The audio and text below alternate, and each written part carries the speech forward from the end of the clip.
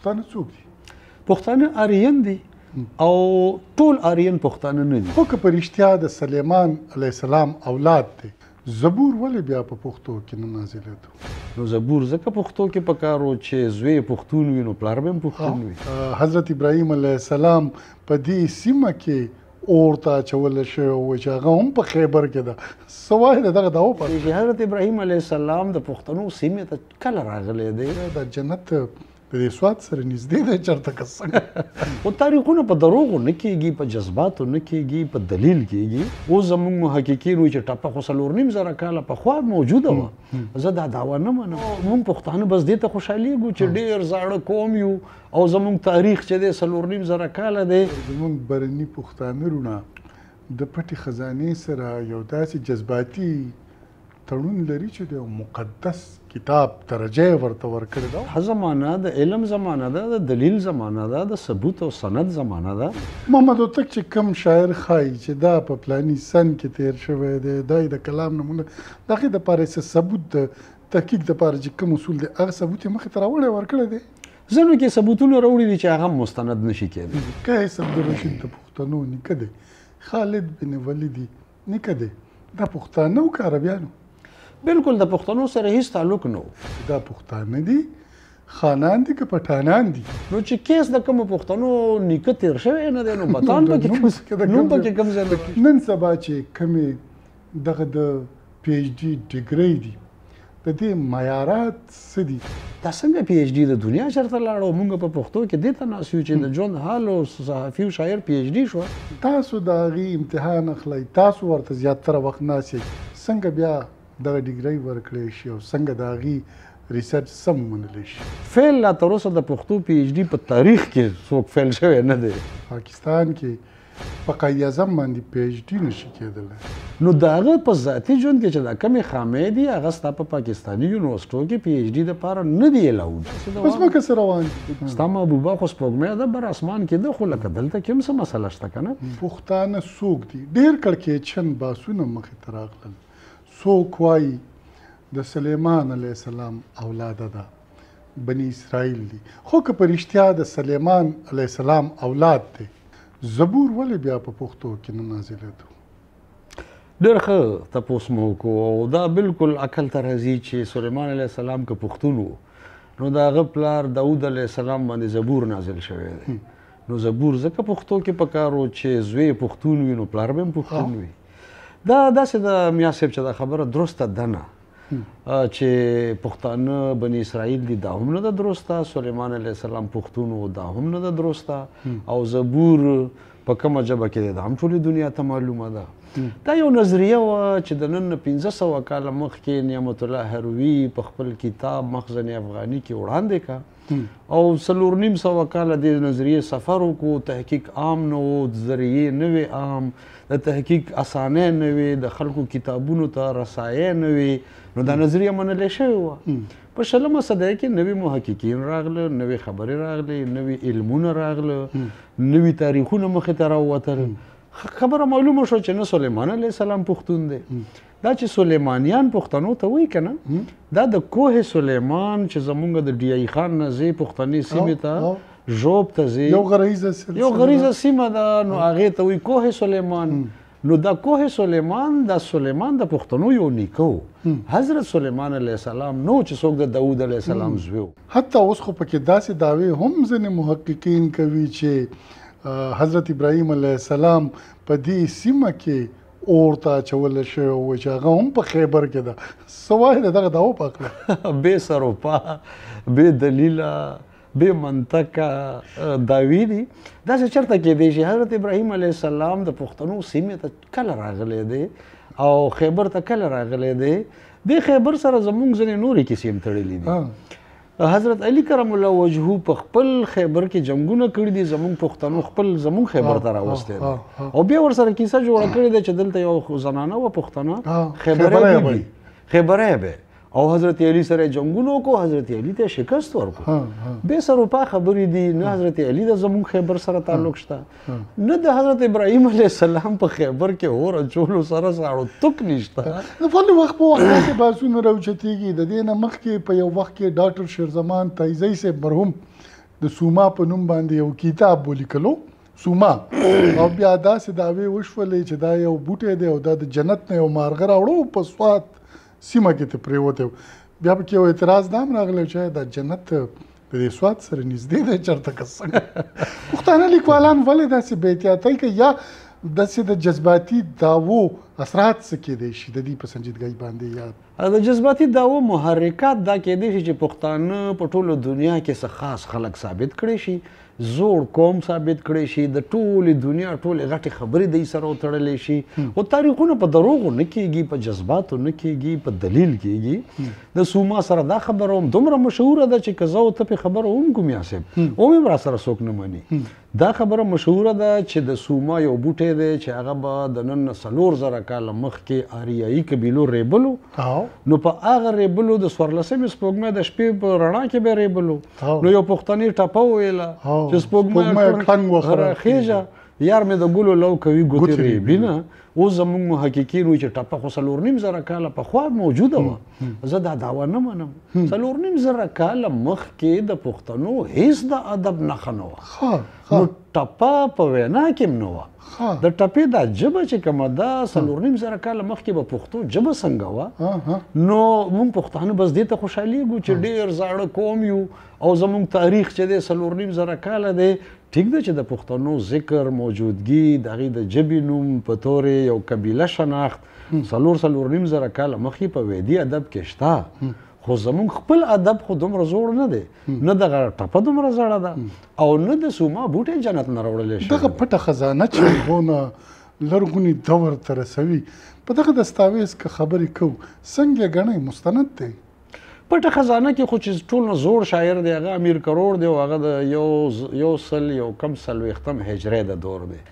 یعنی د حضور پاک د نبوت نه هم یو سل او یو کم 40 کاله وروسته دی نو 4.5 کاله خو نه دی البته د امیر کروړ چې کوم دغه نظم دی که نه د هغې په ژبه زما خپله دا یو تنقید شته چې زه یم زمرې په دې نړۍ له ما تل نسته په هند و سند و په تخار او په کابل نسته نو دا خو زما او ستا غوندې ژبه ده خو چې کله مونږ روحانیانو ته راشو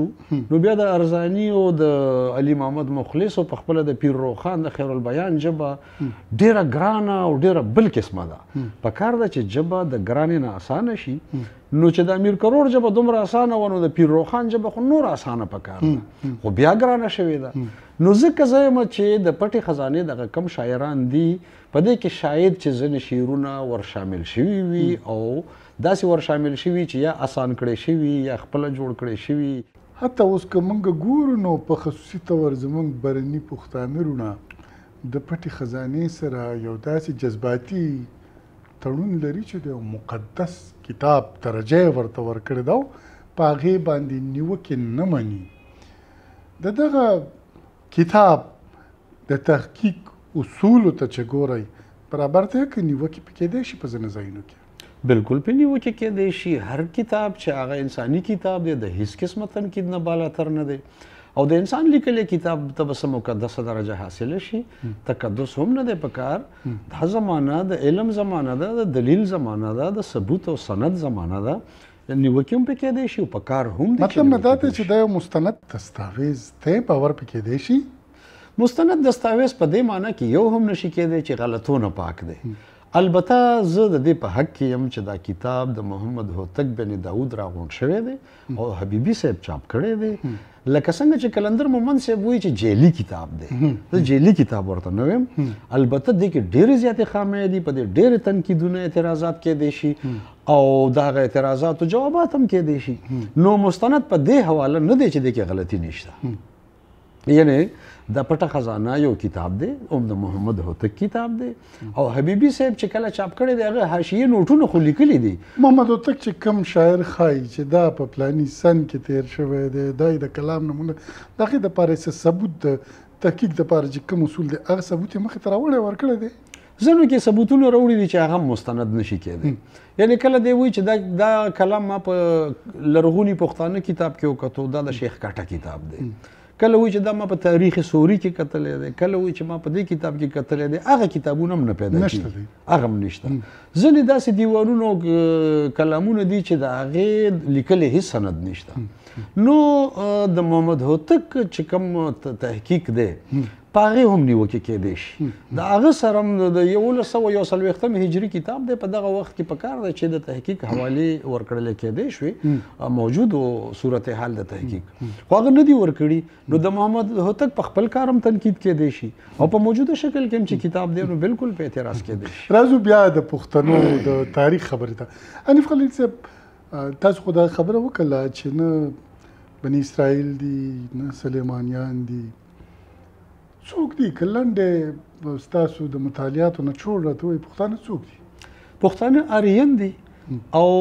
ټول آریین پښتانه نه دي.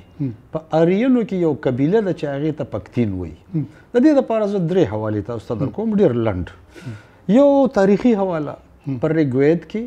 په ایرانی کتابونو کې اوستا کې او په یونانی کتابونو کې د پکتین پکټویک پکتیا نمونه راغلي. نو د دې مطلب چې تاریخي حواله کې پکتین قبیله موجوده ده او ریګوید خو 4.5 کاله پخوا دی. دویمه حواله جغرافیه ده. زمونږ د پښتنو جغرافیه چې چېرته ده هلته ټول آریین قبیلې دي که په هند کې دي که په ایران کې دي که په منځ کې باختر یا افغانستان دي ټول آریین دي په دې کې هیڅوک سامي نشته. سامي خو په ایجپټ کې دي. نو دا جغرافیه هم زمونږ د آریینو ده. او لساني حواله چې زمونږ کومه پښتو ژبه ده هغه انډو ایرانین ده او انډو ایرانین شاملیږي په انډو آریین کې. نو زمونږ د ژبو خاندانو قبیله هم آریایي ده سامي نه ده. په دې 3 واړو حوالو موږ دا ویلی شو چې پښتانه په آریایي قبیلو کې یو قبیله ده چې هغه د پکتین په نوم یاده شوې ده. د اسلام نه مخکې پښتانه په کوم مذهب دین سو مذهب سو څوک په دې سیمه کې چې موږ ورته وادي سند وایو یعنې د دریای سند په غاړو چې کوم انساني آبادۍ وي په دې سیمو کې چې کوم مذهبونه موجود وو پښتنو په خپل وخت کې هغه مذهب منلی دی. دلته زردشتي دور تیر شوی دی. د زرتشت مذهبي رسومات او مذهبي عبادات او طور طریقې موجودې وي پښتانو منلې دي. دلته د بدمت آثار موږ سره موندل کېږي. بدمت د یو مذهب او مسلک په حیثیت باندې پښتنو منلې دي. په دې سیمه کې وکرم په نوم باندې یو پیغمبر تیر شوی دی یا د پیغمبر درجه ورکړل شوې ده پښتنو منلې ده. کله چې اسلام راغلی دی نو پښتانه اسلام ته راغلي دي. زما مقصد دا دی چې کوم پیغمبر یا روحاني شخصیت یا لوی شخصیت کم پیغام وړاندې کړی دی نو پښتنو د اسلام نه مخکې هم منلی دی او د اسلام نه وروسته هم منلی دی. دا ویل کېږي قیس عبدالرشید د پښتنو نیکه دی. خالد بن ولید نیکه دی. دا پښتانه او که عربیانو؟ بالکل د پښتنو سره هیڅ تعلق نه و. مونږ مراد شینواري به سندره لیکله چې خالد د ابدالي غوندې تیر شوي ستا نیکونه کوي به یې مړانه باندې فخر تاریخونه. نو خالد زموږ نیکه چېرته تیر شوی دی خو عرب و. هغه خپله قبیله موجوده ده په عربو کې دننه د هغه قبیله معلومه ده. کیس عبدالرشید چې دا موږ یادو چې د 3 زامنو دا 3 زامنو دا کیس نوم چې دی د کیس د دې موجودګۍ نه 1.5 کاله مخکې موجود دی. مونږ خو وایو چې د حضور په وخت کې کیس او دغه 3 زامن را پیدا شوي. په ایرانی لیکونو کې د حضور نه 1.5 کاله مخکې دا کیس او د 3 زامن موجود دي. نو دا د ټرینیټي تصور یا د 3 زامنو د یو پلار ته تصور ډېر زوړ دی. نو د کیس عبدالرشید د پښتنو سره هیڅ تعلق نشته بلکې د کیس په نوم باندې یو څوک پښتون نشته دی چې د پښتنو نیکه پاتې شوی. دا د هماغه نظریې تسلسل دی. هسې افسانې دي بس افسانه ده بغیر د دلیل نه. وروستو ځینې خلکو کتابونه لیکلي دي او بیا ورسره څه ثبوتونو کوشش هم کړی دی. خو موږ سره د کیس په دور کې که ثبوتونه وي پکار ده چې د کیس او د هغه د زامنو ذکر په احادیثو کې وي په اسلامي تاریخ کې وي چې کیس د حضور سره یو ځای شوی دی خو صحابي دی چې دومره لویه قبیله د حضور خدمت کې حاضره شوې ده او مسلمانه شوې ده پکار ده چې په حدیثونو کې ذکر وي. نو داسې خو هیڅ نشته. وروستو تاریخونو کې هم د ځانه جوړې شوي دي. کیس د پښتنو هیڅ نیکه نشته. او حنیف خلیل صاحب بیا زموږ د نوي دور پیغلې زلمي په دې یو ذهني کشمکش کې هم نښتي دي چې دا پښتانه دي خانان دي که پټانان دي. په 3 واړو کې څه فرق دی؟ دا 3 واړه نومونه چې دی موږ ته د بهر نه راکړی شوي دي. زموږ خپل نوم پکتین دی. د دې پکتین نه پښتین او پښتون جوړ شوی دی او پښتون هم جوړ شوی دی. خان چې دی دا د ترکیه ژبې ټکی دی. په ترکیه کې خان وایي معزز سړي ته عزتمند سړي ته او صرف سړي ته. د دې مؤنث دی خانم. خان مذکر خانم په فارسی کې چې کوم دا د ترکیه نه فارسی ته راغلي دي دغه شان لکه چې په ترکیه کې د بیګ نر سړی بیګم دغه ښځه ریسپیکټیبل مین معزز سړی او معززه ښځه نو خان سره زموږ د پښتنو سره تعلق دی دغه شان چې د پټان نوم دی دا یو روایت دا دی چې بطان حضور پاک صلی الله علیه وسلم کیس عبدالرشید ته نوم ورکو بطان او هغې نه پټان جوړ شو نو چې کیس د کومو پښتنو نیکه تیر شوی نه دی نو بطان پکې نوم پکې کوم ځای نه د کشتۍ سره نسبت ورته ورکوي د کشتۍ سره نو دغه هم بالکل پښتنو ته رستو ورکړی شوی نوم دی ځینې خلک وایي چې پټنا کې د هند په پټنا کې آباد خلکونو پټان شو دا هم د ځانه جوړه شوې خبره ده پټان د پښتنو پهچان پیژندګلو ده نه نن سبا چې کومې دغه د پی ایچ ډي ډیګرۍ دي د دې معیارات څه دي څونه شعور پیدا کوي څونه علم پیدا کوي او د دغه خلکو په تحقیق باندې څونه باور کېدی شي زما پروفیسران ملګري وروڼه او مشران دې مانه خفه نه شي او د پی ایچ ډي ډاکټران دې رانه خفه نه شي زموږ د پښتو ډاکټران او پروفیسران انتهایی د ټیټې سطحې سیزونه پیدا کوي مونږ چې ورته په انګریزي کې وایي چې پروډکشن ډېر ټیټ موضوعات یې څه وي د دې موضوعات یې داسې موضوعات دي چې د شخصیات وي اکثر د شخصیات په شخصیاتو به څنګه پی ایچ ډي کې فلان کې شخصیت ژوند او فن فلان کې شخصیت احوال او آثار نو دا زموږ پی ایچ ډي د ژوند حال به طور محقق به طور افسانه نگار به طور صحافي پی ایچ ډي وشوه بل شخصیت دی راوغېښتو د ژوند حال د تحقیق صورتحال به طور شاعر به طور نقاد پی ایچ ډي وشوه دا څنګه پی ایچ ډي د دنیا چېرته لاړو موږ په پښتو کې دې ته ناست یو چې د ژوند حال او صحافي او شاعر پی ایچ ډي شوه بیا تاسو ګورئ موضوعات یې دا هم وي د صوابع ادب د ملکنډ ادب د بډبیر ادب د پته نه لګي د کمزي ادب د خیبر ادب د لمګودرګ ادب دا زموږ پی ایچ ډي دي خو حنیف خلیل صاحب تاسو هم یو اعتراض راځي کله چې دغه محققین د خپلو مقالو نه دفاع کوي یا ریسرچران به ورته وایو تاسو د هغې امتحان اخلئ تاسو ورته زیاتره وخت ناست یئ او ستاسو غوندې نور علمي کدرونه ورته ناست دي څنګه بیا دغه ډیګرۍ ورکړی شي او څنګه د هغې ریسرچ سم ومنلی شي دا مو داسې پوښتنه وکړه چې ما ته هم جواب کول ګران دي ګران په دې وجه دي چې د څومره پی ایچ ډي په دې تیرو لسو کالو کې شوي دي د زیاتو پکې ممتحن زه پاتې شویم او ما هم ټول پاس شوي دي فیل لا تر اوسه د پښتو پی ایچ ډي په تاریخ کې څوک فیل شوی نه دی نو دا چېرته کېدی شي چې هر تیسیس د پاس قابل دی او د فیل به پکې نه وي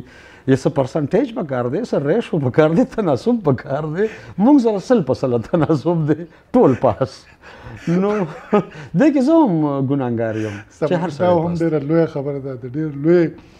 سینې کار دی چې هغه د اعتراف وکړي چې زه هم په دغه ګناه کې شامل یم خو دې سره زمونږ بنیادونه هم کمزوري کېږي د تحقیق یا د علم بالکل کمزوري کېږي مونږ نړیوال علمي سفر سره تللی نه شو په دنیا کې چې پی ایچ ډي کېږي په ایشوز کېږي په تحریکونو کېږي په غټو مسلو کېږي هغې سره نوي نتایج په پی ایچ ډي کې دا ټول تحقیق دې دپاره وي چې تا تحقیق وکړو تا ته نوې نتیجې څه په لاس راغلي نو مونږ په یوه پی ایچ ډي کې نتیجه نشته نوې نتیجه نشته او هماغه تکرار دی بلکې مونږ په نتیجه کې د پی ایچ ډي تعارف لیکو چې ما په لومبي باب کې دا لیکلي بل مې دا لیکلي بل مې دا لیکلي دا خو تعارف دی مسلمانه دا نتیجه څنګه شوه که نه یو سمري وړاندې کول یو سمري خلاصه دی وړاندې کړو خلاصه نتیجه نه وي زمونږ پی ایچ ډي ډاکټر شي خو هغه په خلاصه او په نتیجه کې فرق نشي کولی نو دا بالکل زمونږ د پی ایچ ډي چې کوم دی معیار د عالمي او د نړیوال لیول د معیار نه دومره وروستو دی چې شاید مونږ په راروانو 500 کالو کې هم هغه معیار ته ونه رسو ډاکټر صاحب تاسو د پاکستان د یو ډېر مهم او لوی پوهنتون قائد اعظم پوهنتون د پاکستان سټډي د څانګې مشري کوئ د هغې ډایرکټر یئ تاسو یوه دعوه کړې وه چې پاکستان کې په قائد اعظم باندې پی ایچ ډي نشي کېدلی خو ستاسو دې دعوې سره ډېر خلک اختلاف کوي وایي چې نه کېدی شي څه وایي دا مو ډېره ښه پوښتنه وکړه میا صاحب د هغه دعوې نه پسته بله تنقیدونه او اعتراضونه وشو د پاکستاني مطالعاتو پروفیسران داسې ګڼي چې ګنې ما چېرته کې په مخالفت کې دا دعوه کړې ده او هغوی بیا وضاحتونه کوي چې په جناح صاحب خو بله پی ایچ ډي شوي دي اول خو په دې ځان پوهول پکار دی چې جنا یو سیاستدان وو، یو وکیل وو، د یو ملک بانی وو، د هغه د ژوند بله اړخونه وو، د هغه د علم او د هغه د پوهې بله اړخونه وو. په هر اړخ یې پی ایچ ډي کیدی شي، په سیاست یې کیدی شي، په قانوندانۍ یې کیدی شي، په نورو څیزونو یې کیدی شي. زما د دعوې مقصد دا و چې د جنا صاحب کوم ذاتي او ژوند دی په هغه ژوند کې څه خامۍ دي. هیڅ انسان کمپلیټ انسان نشي کیدی بغیر د حضور پاک صلی الله علیه وسلم او د پیغمبرانو نه. نو د هغه په ذاتي ژوند کې چې دا کمې خامۍ دي هغه ستا په پاکستاني یونیورسټو کې پی ایچ ډي دپاره نه دي الاؤډ.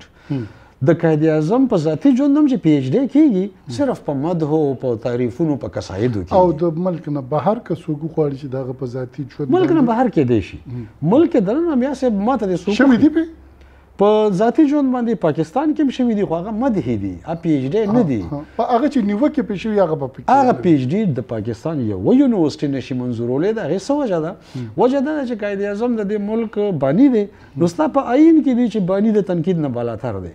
په باني به اعتراض نه وي، تنقید به نه وي. نو که څوک په پاکستاني یونیورسټي کې پی ایچ ډي کوي او د قائد اعظم په ژوند کې د هغه په مذهب او مسلک هم ولیکي، د هغه په مذهب خبره کوي، د هغه په نور چې کوم ذاتي ژوند کې مشاغل دي، د هغه مینه ده، رومان دی، هغه دې ولیکي او بیا د پاکستاني یونیورسټي نه پی ایچ ډي والي. نو زه به خپلې دعوې نه واپس لاړ شم. تاسو مطلب دا ده چې کوم د هغه ذاتي ژوند دی په هغې باندې څوک نیوکه نشي کولی، د هغه په عامو خدماتو باندې کولی شي. بالکل دغه مې مقصد دی. او ذاتي ژوند کې هم که توصیفي